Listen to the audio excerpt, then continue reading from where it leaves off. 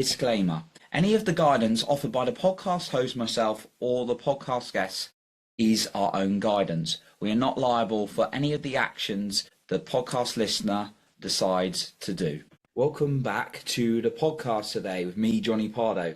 And today I welcome Shelly to the show.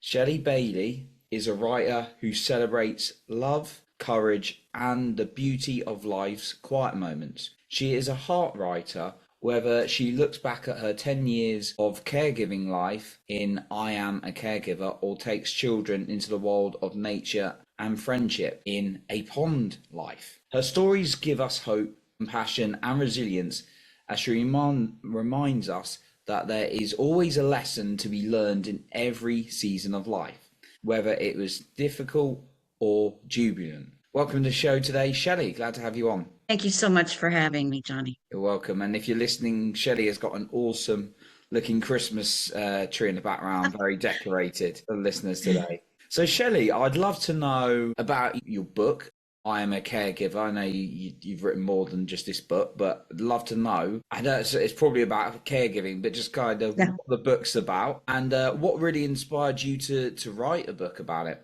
Well, I started writing this book while my husband was still alive as kind of a therapeutic way of journaling my experiences along the way. But as I researched the subject, I began to realize that there's just a general lack of awareness of what caregiving is all about. Along with that, lack of resources and funding to help caregivers.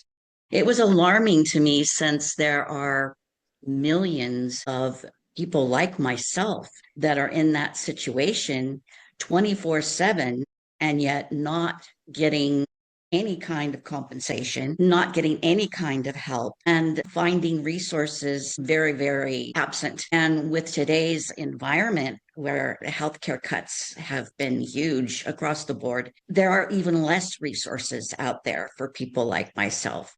So it became a crusade of sorts, a mission, if you will, to make people a little bit more aware of who we are, that we're out there, and we're all at some point in our lives, either directly or indirectly, going to be impacted by having to care for someone we love. I love that because a lot of us and even myself could just be guilty of being like, oh yeah, what's this got to do with me? But actually we are impacted as our loved ones, get older or maybe have a health challenge. I like the way that you create awareness for all of us, just this and how we can really be supported in that as well.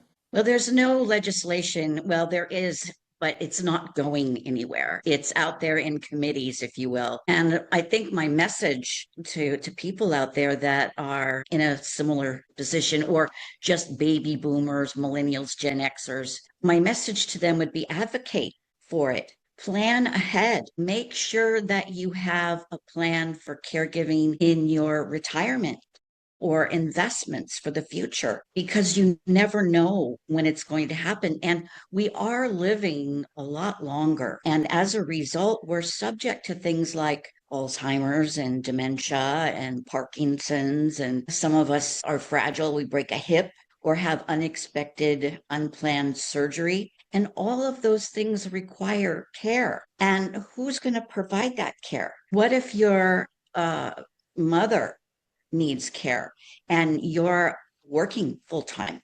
How are you going to help her? Well, if you call a caregiving agency, you can expect to pay anywhere from $40 to $45 an hour with a minimum of 4 hours a day or 8 hours a week. That adds up quickly. And you're not even getting someone who is a licensed nurse or really well trained. You're just getting someone who is there to keep an eye on them and maybe do some light housework. That's the extent of what you're getting. There's not going to be anyone there to do the dressing of, say, bed wounds or any kind of medical anything. I had to learn how to do those things. And a lot of it was uncomfortable, to say the least. But that's kind of the position you're being put into as a caregiver. You're not given a lot of training, no training at all.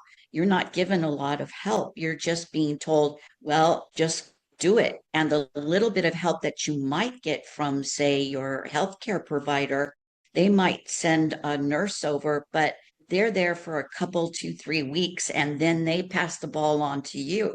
And it's up to you then to take that mantle and move forward with it. So, I really want people to be aware of the fact that, caregiving is a reality. And if things don't change in the near future, as far as healthcare is concerned, all of us at some point or another are going to have to deal with it. Hmm. And yeah, you've written this book for people to kind of understand what you went through and what you've learned along the way. Yeah, yeah. But it's not just so much all of that Hmm. as it is a love story. It's about my husband and I and all of the adversities that we faced leading up to the big event that landed him in bed for 10 years, or the better part of 10 years. And his astounding ability to keep positive attitude against all of the suffering that he had to go through. He was remarkable in his ability to put people at ease, to make them feel less uncomfortable when they came to visit. And here he is in bed, and he's taking morphine on a daily basis for his severe nerve pain, but yet he's cracking jokes and making people laugh. And it's attitude and that, determination to be positive that kept our family going. It kept us together. It made us stronger. And, he's the real hero in the story. He's the one that, was remarkable. And I really want people to read that and know in between the lines that he's the one that this story really focuses on. And I was just a participant, Hmm. really. And it was that love that kept us together. And it was that love that kept me there by his side. And he made it easy for me to be his partner, to be his caregiver. So that's really the message that I want people to walk away with. Powerful love story as well. I love that. Yep, really, it really is. I mean, we were together for 50 years. Wow. Congrats. Yeah, That's amazing. got married at 19. Wow. So yeah, we've been through a lot, and we were in an early retirement, full-time RV, and we hit a deer on our last leg of our journey. And that's when everything started going downhill. And he had stenosis, cervical stenosis to begin with. And when we hit that deer, his spinal cord shut, the bones shut on the spinal cord. And we didn't know what was happening. And he had a variety of different symptoms. We took him to the hospital and they did all kinds of tests and basically told us that he was not going to make it through the weekend. And it was for his regular physician that referred us to a a doctor, that a neurologist that did emergency surgery on him the next day, that saved his life. Hmm. Otherwise, he wouldn't have been here. He wouldn't have lasted through that weekend. So it was really a harrowing tale. And he went through a surgery that left a scar from the base of his neck down to the center of his back. And he had to go through intensive recovery and rehabilitation and physical therapy. But it really didn't last for very long. And little by little, his spinal cord began to disintegrate. And that's when he lost his legs and became bedridden. But the happy part of this story is our grandchildren were born just about the time that this all took place. And he got to know them for the first 5 years, their formative years. And they called him Papa. And they only knew him when he was bedridden. And so when they came to visit, they didn't have any problem popping in bed with him and watching TV with him and playing on the computer with him. He always had his computer in front of him. And bless his heart, he didn't have fine motor skills, but he had 2 fingers, and we put popsicle sticks and condoms on it so that they were stiff and he could plunk. And through that, he was able to type his autobiography, his entire life story, by doing that. He kept a football pool and he made calendars for Christmas for everyone every year. So, like I said, he's the real hero. He's the one that set the example for all of us. And we're all, humbled by that experience. That's beautiful. How we got to spend time with the grandkids as well in that. Yes, yes, yes. We were all very blessed that they got to know their papa. Amazing. Shelley, how did you, while you were giving a lot of care to your husband, how did you find processing like your emotions? Because I imagine that it was quite a lot of like, obviously emotions came up from Oh having my gosh, your yes. caregiver. I just wondered how you dealt with them because it sounds like writing was a big role in that, the writing the book. Well, yes, I wrote and illustrated two children's books. I started Caregiver and I created a whole line of jewelry. But beyond that, the most important thing I had was a support network. I had my family and they were there for us and gave me the time to get away, respite time. I went on a vacation. I was able to get away and refresh, restore myself. And it was all because they were there and they were able to step in for me and take care of my husband. So that was huge. I'll be honest, I experienced burnout and I was grumpy, wasn't really proud of my behavior or attitude. And I took whatever online courses I could in caregiving just to have somebody to, commiserate with, you know, to know that I wasn't alone out there. There were others like me that had similar experiences. I also had a very good friend who lived conveniently right across the street, and she had a husband who was dying of Alzheimer's. So her and I would take a Friday lunch and have a margarita or two and commiserate and talk about what we were feeling and going through. And that was an enormous help for me. Just having someone to talk to. I think the biggest thing, though, was being able to ask for help. And for someone like me, that was not easy. I was deathly afraid of rejection or someone saying no or whatever. I don't know what my fear was, but I didn't want to ask, but I did.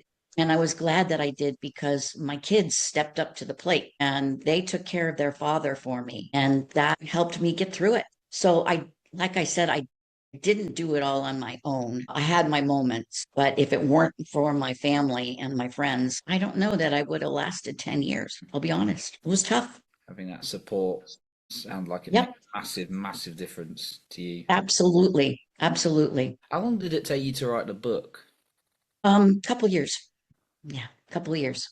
A couple of Because years. I did it, here and there and went back and redid it a few times and um gathered more research along the way and talked to a lot of people and really tried to um, not make it a self-help book, but a story that people would want to, really read about and be interested in, and something that would be relatable. In your story. Yep. What were you researching along the way? Statistics, just, and I do include some rather alarming statistics about, things like how many people above the age of 70 who are caregivers die before the person that they're caring for. Wow. That was it was a seven, there's just a lot of statistics out there about caregiving that I wanted people to read and see that, it's a real thing and burnout is a real thing. And I talked about the little bit of resources that are out there. Like, for instance, there's a nonprofit organization that gave me 9,500 and that enabled me to get a caregiver in for a couple hours a day, maybe two or three times a week. So I could get out, get my shopping done, get my errands run, run errands and things like that. So I don't know if they're still getting grant money. Like I said, the Health and Human Services Agency lost a lot of funding. So I know that they lost state funding and federal funding. So I'm not sure if those research sources even exist anymore, but I was fortunate enough to get them. Wow. Yeah. Sounds like quite a journey writing the book as well. It's like kind of your life story, almost with your It was story. kind of, Yeah. it was kind of, because it wasn't just about caring for my husband, it was caring for my mom, my dad, Mm. all at the same time. I was caring for my husband. I was caring for my mom who had colon cancer, stage 4. And then after that, she passed. My father had pancreatic cancer, stage 4. So I helped nurse them through that as well. So yeah, like I said, we're all affected on one way or the other. And I can't say that I was fortunate, but because we were trying to get work right in the middle of the housing bubble when unemployment rates were 11%, and trying to get work was just next to impossible for both my husband and I. Because I wasn't working, the responsibility fell to me to help my mom, to help my dad, and to be a caregiver for my husband. But a lot of people aren't in that situation. A lot of people that have parents that are ill are working. And so they're trying to fit that in to, their schedule. How do you do that? Especially if you have someone who has dementia or they're delusional Mm. or they're, going out for a walk and getting lost. So where do you take them? Those are all questions that you have to ask yourself if you're in that situation or when you're in that situation. How are you going to deal with all of that? How are you going to pay for it? It came out of my pocket. We weren't as lucky as the 1%ers out there, like the Emma Willises, who are fortunate enough to have the resources to care for, their loved ones. A lot of us don't fall in that category. We're just your average Joes. We're just getting by paycheck to paycheck. Mm. So all of that, all those expenses fall on our shoulders. It's something to be aware about for planning for the future, like you were touching on earlier for people. Yes, yes. As a result, in my investment portfolio, if you will, I have put a significant amount of money aside in the advent that I become ill, and I don't want my children having to dip into their savings to have to take care of me. I want them to have resources that they can use to take care of me. Mm. So that's just one thing that I learned, that I wanted to make sure that my kids were never in that same situation that I was in. Very, yeah, that's very very proactive and very kind of a good, great plan for the future and very caring for your kids as well. I love that. Yeah, Shelley, I'd love to know, like, you were together with your husband for like 50 years, which is amazing. What kind of do you think worked so well to stay together for like 50 years? Because for me, that's a really, yeah, that's a really significant amount of time that you were together. Well, I won't sit here and tell you that it was a fairy tale, the whole time. We had our challenges along the way, but we always came back together because we loved each other. I don't know how else to say it. It's just there was always that love there. And we loved being together. We had chemistry. We never let that die, never let it die. No matter how old you get, you don't let it die. And we had a family and we cherished that family. We loved doing the same things together. We had respect for one another. So I think all of those things are important, you know? You have to respect the other person and you have to nurture that love. You can't just assume that it's always going to be there. You have to work on it. You have to water it like it's a house plant, and have those romantic getaways and, make sure that you're taking care of one another. And I think that's the most important thing, is that you're always looking out for the other person. And we did that. Mm, amazing, loving, loving that. It sounds like you always came back together, whatever, and there was Yeah. that love there, like you said. So how, when your husband, passed away, how did you sort of like process that? I knew for 10 years that there was no, let's put it this way, the doctors couldn't give us any kind of prognosis. It could happen anytime. And they said that what would happen is that eventually the diaphragm would stop working and you would die of respiratory arrest. So we knew that this could happen. We just didn't know when. So in the back of my mind, I always knew that There was no light at the end of the tunnel. While caring for him, I knew every single day when I woke up that it could happen on that day, and that no matter how much I cared for him, there was no happy ending. So I thought I had prepared myself.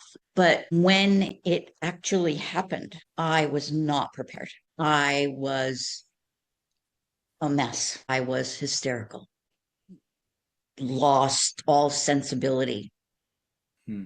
when the paramedics were there and asking me for the information on his advanced medical directive.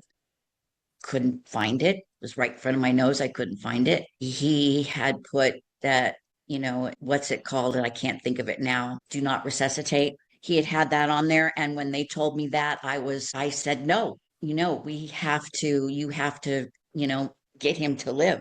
And his body was shutting down, and there was nothing that they could do. And they told me that an ambulance ride, more than likely, he wouldn't make it to the hospital. And I knew his wishes were to die at home and with his family. And that's the way it happened. I called the kids, and we were all there when it happened. But I was a mess. And it took me, well, we're coming up on the 1 year anniversary on the 19th. And it's still very difficult. It's still hard. It's still painful. And I imagine it will be for a long time. But I have my kids, have my family. They're there for me. They've supported me every step of the way, even though they're grieving. So I'm never alone, really. But Got a family. I'm not dealing with it. I did grieving counseling. I have a psychologist. I have a psychiatrist. I'm on meds. I'm doing the best I can to keep it together. But it's hard. Yeah. Every day. It's hard. I miss him every day. And is his biography, has it got out there as well? You mentioned he was writing that. That's my goal for next year, Ah, amazing. is to get it. Thing about it is he's also a photographer, a wonderful photographer, and he's got pictures that go along with his writing. So it's going to be a bit of a task to get it all printed out, and it's not finished. So I have to finish it, and that's the hard part. I have to finish it. And I told him I would. That's the next one, the next book. Yep, that's the next one. Oh, I love it. And you've written, so this was yours. How many books have you written in total? This was your second. How many books you mean? Yeah, how many books have you written? I've got Upon Life just got published. It's now available on Amazon. That's the children's book. And then A Desert Life is another one. And originally, it's kind of funny. I wrote those books for my grandchildren. Upon Life, I dedicated to my grandson, Hobie. And A Desert Life, I dedicated to my granddaughter, Zuzu, or Hazel. Well, we call her Zuzu. Yeah, I like Zuzu's petals, and It's a Wonderful Life. But I wrote those books with them in mind and didn't have any inclination to have them published.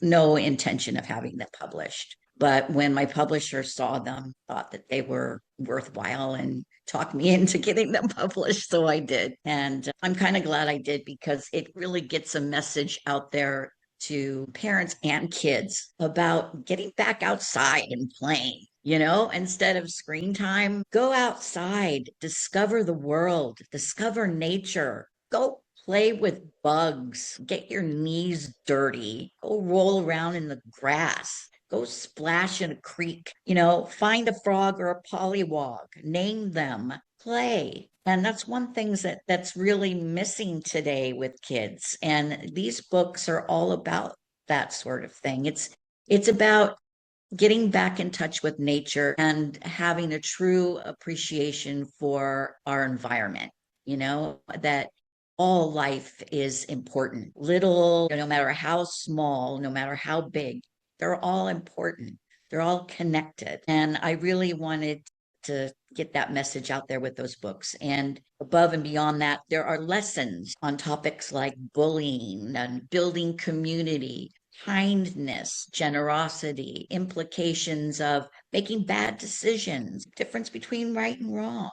So all of these things are interwoven in these books. I'm hoping that those messages are really relayed to the kids when the parents are reading to them, because that's really the age group there is anywhere from 5 to let's say 9. That's what those books are geared toward, those formative years. I like the collection. You've done quite a quite a mixture of books. Yeah. Yeah, Yeah. Shelley, I'd love to know for the listener, where can they get a copy, buy themselves a copy of I'm a Caregiver, or even if they want to find out about your other books as well, where can they access them? Well, I have a website Mm. called authorShellyBailey.com. And right now, both books, I Am a Caregiver, Love Story, and A Pond Life, A Journey to Toad Pond, they're both on Amazon. So you can get them there, or you can get them through my website, authorShellyBailey.com. Oh, amazing. Oh, if you go into the show notes to the listener, if you go into the show notes, you can get access to Shelley's website, find all her amazing work there and the books, and then also we'll have the links to Amazon. So click in the show notes and then you can grab a copy of Shelley's books. But yeah, Shelley, before we sort of wrap up today, is there anything you'd like to leave us with as a final note about your book, or any message you feel called to share? Well, like I said, I'm a real advocate for caregivers out there. And I just wanted all the caregivers out there to know that they're not alone, that I see them and I understand. I get it. Thank you for writing that book for us as well. So thank you, Shelley, for all the work you're doing, all the awareness you're creating, courageously sharing your story of the world. And yeah, thank you for coming on today and sharing everything you have. And remember, you can grab Shelley's books in the links below in the show notes. So thank you, Shelley. Thank you, Johnny. Thank you so much for having me, and have a wonderful holiday. You're very welcome. You too. So that concludes today's episode. And remember to lead with your heart and not with fear.